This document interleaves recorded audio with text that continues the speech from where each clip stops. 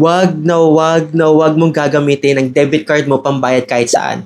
Unless mag-withdraw ka sa ATM, ituring mo yung card mo na parang ex mo. Huwag mo nang hahawakan. Ganito kasi yan. First, yung card mo, rektang nakasaksak sa mismong savings account mo yan. Ang sarap gamitin kasi akala mo practical pero oras na makuha ng scammer ang details mo, buong ipon mo pwedeng mawala. Walang notification, walang OTP, at walang warning. Pangalawa, yung debit card mo, literal na walk-in exhibit para sa mga magnanakaw. Pangalan mo, card number, expiration date, pati CVV, naka-display lahat yan.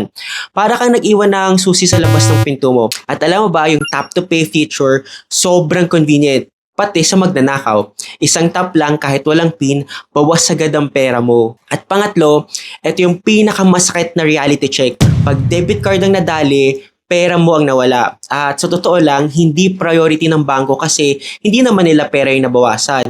Pero subukan mong credit card ang ma-scam.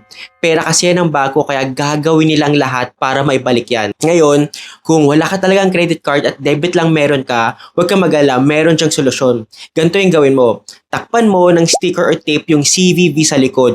Buksan mo yung banking app mo at i-lock mo yung tap to pay feature. At higit sa lahat, huwag mong ibibigay ang card mo sa cashier nang hindi mo nakikita kung ano yung ginagawa nila. Huwag mong hintayin maubos ang laman ng account mo bago mo ito matutunan.